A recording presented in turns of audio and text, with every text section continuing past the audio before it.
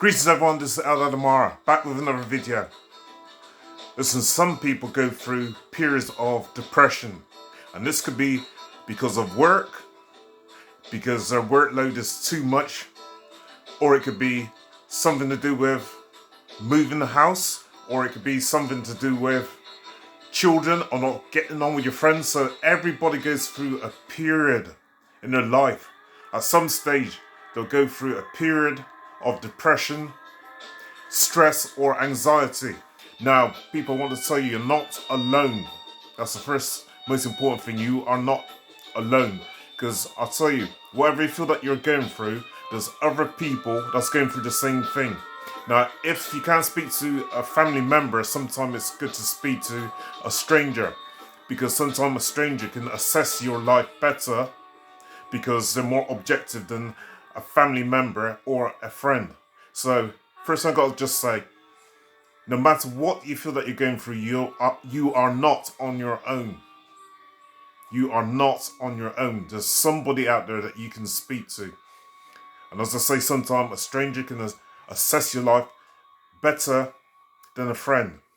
Now I've got 10 various different techniques that might help you with a situation where you might feel depressed or you just feel anxious. Now 10 methods I've got here. Number 1, breathing. We need to learn breathing techniques. We don't breathe from deep down in our diaphragm. We should be breathing from deep down in our diaphragm. Now, if you breathe in for 8 seconds and then hold your breath for 8 and then breathe out for 8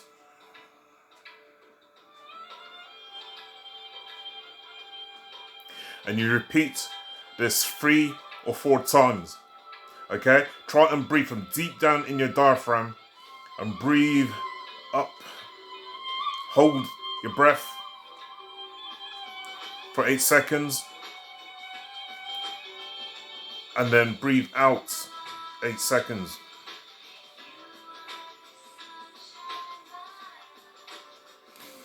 If you continue doing this, trust that it will help you to relax. Breathing also helps to get rid of any toxins in your body. It helps to circulate your breathing, and it also helps to calm your heart. It also helps to calm your heart and your immune system. Number 2, yoga or stretching. A lot of people don't stretch enough.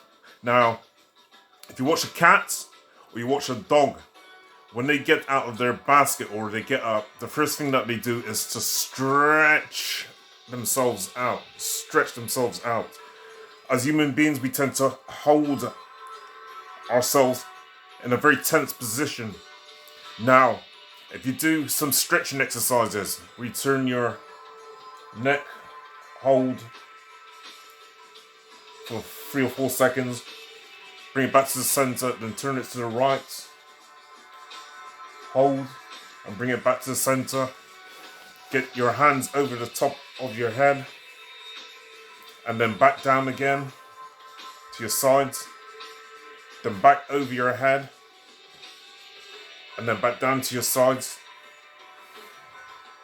over your head again and then back down to your sides. You'll find that that will help you to relax. Arch your back. You can do this against the wall. You can push yourself against the wall and arch your back.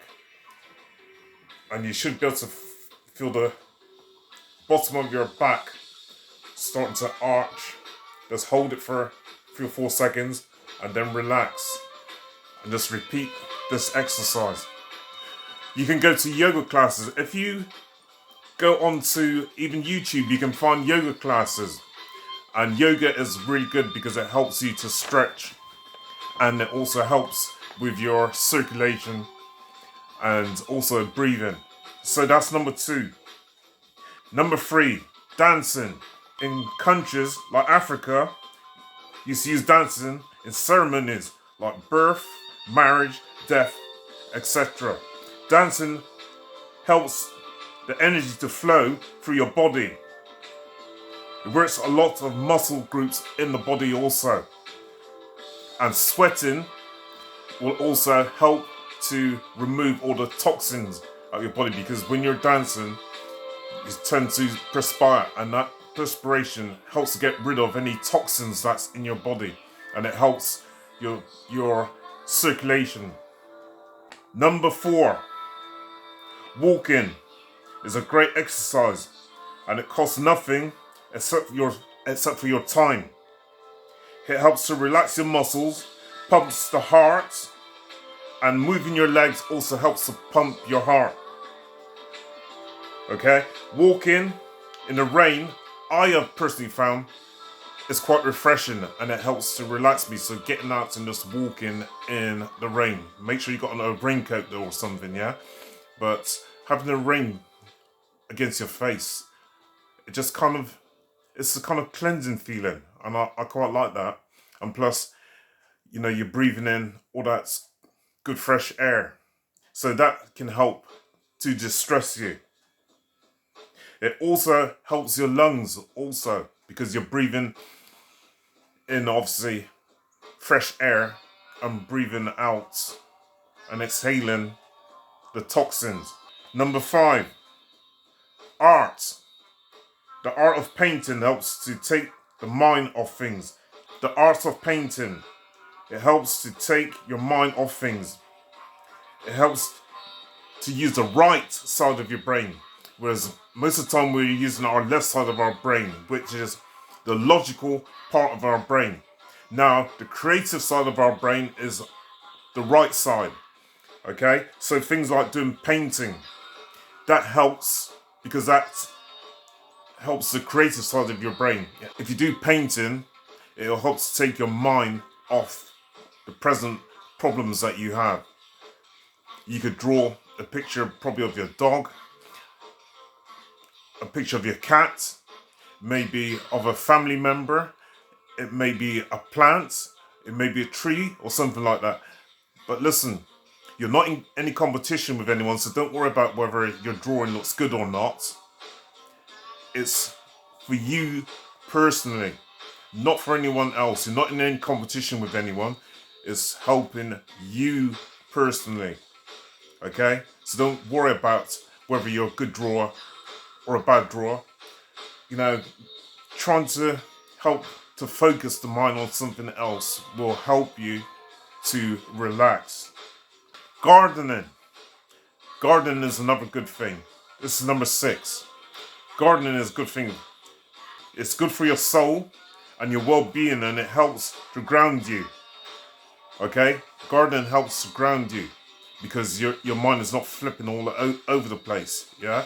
When you're gardening, you're actually grounding yourself also.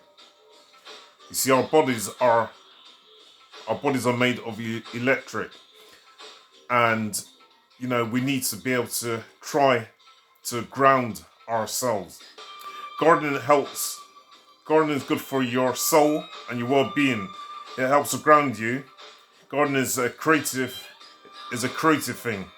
Watching something grow from a seed to a plant gives great joy and fulfillment. It binds you with nature, something many of us have forgotten about, because we've moved so far away from nature. We live in such an industrial world now. We live in such a complex world now. We forget about nature. Now, to go out and garden is do a bit of gardening. To go out and do a bit of gardening is a good form of exercise. It also helps you to forget about your immediate problems. It is also a creative thing also. Seeing something grow from a seed to a plant, and you've seen that process, believe you me, you will enjoy that. Go out and do a bit of gardening. You're also getting a bit of fresh air with that also. And it is helping you to stretch, which is all important. Good for your immune system. Good all-round exercise, gardening. Number 7, decorating a room or a table or a chair. Again, this helps to take your mind off your immediate problems. It helps to take your mind off your immediate problems because you're focusing on decorating the chair. Right. Music is another one. This is number 8. Music at 432 hertz and not at 440 hertz. This is very important. This makes you feel off key and anxious if you listen to music at 440 hertz. This is the frequency. In the 1950s, the ISO, this is the Information Standards Organization, during the 1950s said all instruments should be played at 440 hertz. The 432 hertz corresponds to 8 hertz of Schumann's resonance, which is the electromagnetic beat of the planet Earth. The BPM also of the music is very important. That's the beats per minute. You see, we used to listen to music going between the range of 80 beats per minute to 108 beats per minute. But now, with all this techno and jungle music, the music's been sped up to 160 to 180 beats per minute. That is extremely fast. And the frequency also. So you need to listen to some nice calming music. Some nice calming music and at a slower pace. You see things like jazz is quite good to listen to. Classical music. Or even listen to the sounds of nature or some Buddhist music like the music I'm playing in the background here. When you listen to insects and you listen to birds and you listen to bees, it helps to bring down your energy and make you feel more calm and more relaxed. Listen to the sound of the sea. Swimming. Swimming is also a good exercise. Or running. They're both good forms of exercise, where it's almost every muscle in the body. The endorphins as well, which I believe is hormones. The endorphins also makes you feel better about yourself. It gives you a feeling of a slight high. It makes you feel better about yourself. And it has a very calming effect on the body, as well as a slight feeling of euphoria, a slight feeling of being high. Number 10. A nice warm bath with Epsom salts, Himalayan bath salts or Radox will help to calm your body.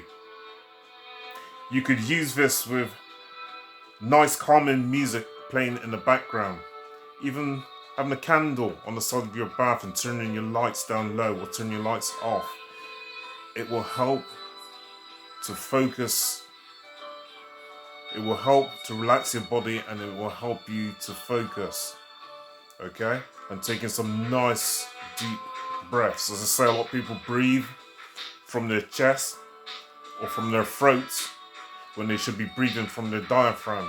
So take some nice deep breaths. Remember, breathe.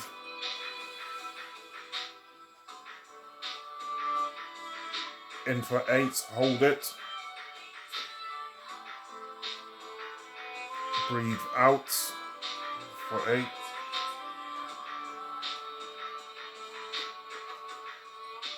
And repeat this exercise about 3 or 4 times. You just find that your body starts relaxing. You start to calm down. Now I hope these methods help you. You can try more than one different method. Okay, if one doesn't work for you, something else might work for you here. Let me know if this video you have found it helpful. Please drop me a comment. People, also just remember, you're never on your own. Whatever you're feeling and you're going through, there's other people. Trust, because there's 7 to 8 billion people on this planet. Guaranteed, whatever you're going through, there's other people that's going through the same thing. Okay? You're never on your own. Speak to someone. This is Eldad Amara, over and out.